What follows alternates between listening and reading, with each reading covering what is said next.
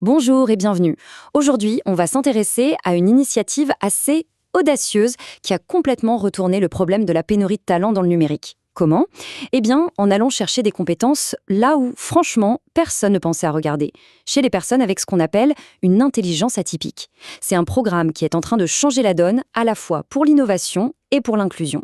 Alors, on rentre direct dans le vif du sujet avec cette question qui fait réfléchir. C'est vrai, face au manque de talent dans le numérique, on a tendance à chercher des solutions super compliquées, parfois très loin. Mais, et si la réponse, elle était là, juste sous notre nez? Si elle se trouvait dans des profils qu'on n'avait tout simplement pas encore regardés comme il faut? Regardez ce chiffre, 7500. C'est énorme. C'est le nombre de nouveaux postes de spécialistes en intelligence artificielle et en sciences des données qu'il faudrait créer chaque année, juste pour suivre le rythme. On parle d'une demande absolument massive qui met une pression dingue sur un marché du travail qui est déjà complètement saturé. Du coup, on se retrouve face à un paradoxe assez fou quand on y pense. D'un côté, on a une industrie de pointe qui galère à recruter, qui ne trouve personne. Et de l'autre, eh bien, on a tout un groupe de personnes avec des compétences vraiment uniques, mais qui sont laissées sur le bord de la route, loin du monde du travail. Et c'est exactement ce décalage, ce gap, qui est à l'origine de l'initiative dont on parle aujourd'hui. Et c'est là que tout bascule. On change complètement de perspective. On ne voit plus ça comme un problème, mais comme une double opportunité.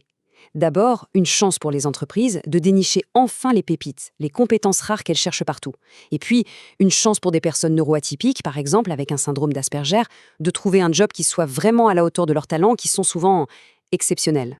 Mais alors, concrètement, de quelles compétences on parle? Regardons ça de plus près.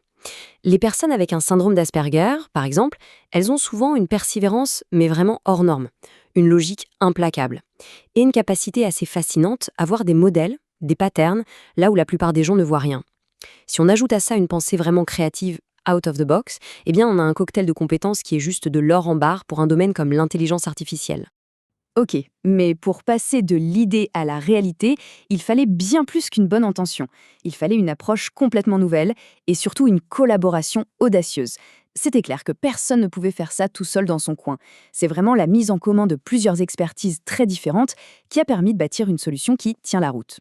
Et voilà le cœur du réacteur, le programme pilote, baptisé Intelligence atypique. L'objectif, il était très clair, très précis.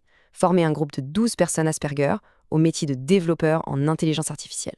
Un projet à taille humaine, mais avec une ambition, elle, qui était immense. Et pour que ça marche, il a fallu une équipe de choc. Ce qui est génial ici, c'est de voir comment les rôles se complètent parfaitement. On a Microsoft qui amène le soutien financier, la logistique et bien sûr tout son réseau d'entreprises. On a Simplon avec son expertise incroyable en pédagogie active, on y reviendra.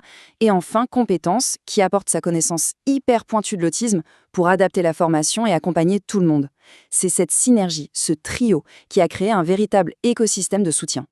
Alors, la question c'est comment est-ce qu'ils ont réussi un pari pareil? Quel est le secret? En fait, la vraie clé de voûte de tout ça, c'est une approche pédagogique radicalement différente.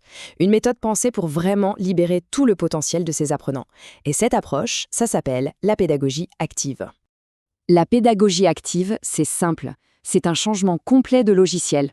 On oublie les cours magistraux où on écoute passivement. Ici, la personne qui apprend est au centre. Elle est actrice de sa formation.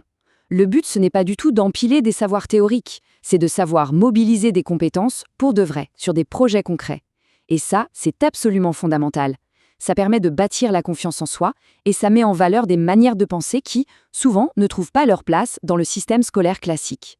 On voit bien ici toute la philosophie de la méthode. C'est un véritable écosystème où tout est lié. On apprend en faisant, on n'a plus peur de faire des erreurs, on travaille en équipe et l'entreprise est impliquée dès le début. C'est vraiment une approche à 360 degrés, rien n'est laissé au hasard. Si on décompose un peu, ça donne quoi? D'abord, on se forme par l'action, c'est-à-dire qu'on applique tout de suite ce qu'on apprend sur des projets concrets. Ensuite, et ça c'est super important, on valorise l'erreur. Se tromper, ce n'est pas un drame, au contraire, ça fait partie du jeu. C'est comme ça qu'on apprend. Troisième point, le co-apprentissage. On travaille en groupe avec des profils différents, on apprend les uns des autres. Et enfin, l'approche est holistique. Ça veut dire qu'on ne se contente pas des compétences techniques. On travaille aussi le savoir-être, la communication, la collaboration. Bref, tout ce qui est essentiel pour bien s'intégrer dans une équipe. Bon, on a vu le comment ça marche. Maintenant, la question la plus importante, pourquoi? Pourquoi une entreprise devrait s'y intéresser? Eh bien parce que, au-delà de l'aspect humain qui est évident, l'inclusion, c'est un moteur de performance et d'innovation absolument formidable. Et là, on a un chiffre qui met tout le monde d'accord. Plus 28%. Les études le montrent, les entreprises qui jouent vraiment le jeu de l'inclusion ont en moyenne un chiffre d'affaires supérieur de 28%. Ce n'est pas un petit détail. Ça prouve que l'inclusion, ce n'est pas une dépense, c'est un investissement ultra stratégique avec un retour sur investissement bien réel. Cette citation du président de Microsoft France résume parfaitement l'idée. Ce qu'il dit, en gros, c'est que faire entrer des gens qui voient le monde différemment, ça permet d'améliorer la technologie pour absolument tout le monde. Comment ? Par exemple en débusquant des biais dans les algorithmes que personne d'autre n'avait vus, ou en proposant des solutions radicalement nouvelles auxquelles personne n'aurait jamais pensé. C'est exactement ça, l'innovation par la diversité. Et les avantages, ils ne sont pas que financiers, loin de là. Quand on intègre la différence, ça force toute l'entreprise à devenir plus agile, plus intelligente. Ça resserre les liens dans les équipes, ça pousse tout le monde à se remettre en question, à sortir de sa zone de confort.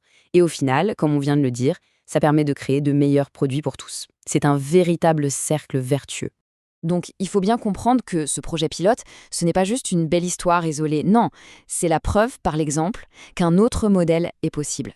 Un modèle qui fonctionne et qui doit même être reproduit ailleurs. Regardons un peu le parcours concrètement. Tout démarre en mars 2020 avec le lancement de la formation. S'ensuivent 7 mois de formation super intensive basée sur cette fameuse pédagogie active. Et après ça, c'est l'intégration en entreprise pour 1 an, en contrat de professionnalisation, avec un accompagnement sur mesure à la fois pour le nouvel employé et pour l'équipe qui l'accueille. Un vrai succès, du début à la fin. Et le message à retenir, il est vraiment puissant. La clé du succès de ce modèle, ce n'est pas de demander à un groupe de s'adapter à l'autre, non. C'est une adaptation mutuelle. L'entreprise apprend et évolue, la personne aussi. Et c'est de cette rencontre, de cet effort partagé, que naît une collaboration beaucoup plus riche et au final plus performante pour tout le monde. Et on termine avec une question, pour ouvrir le débat. Après tout ce qu'on vient de voir, les bénéfices en termes de talent, de performance, d'innovation, la vraie question n'est plus de savoir pourquoi il faut être plus inclusif. La vraie question, c'est comment on s'y meut. L'opportunité, elle est là, sous nos yeux. La question, c'est est-on prêt à la saisir ?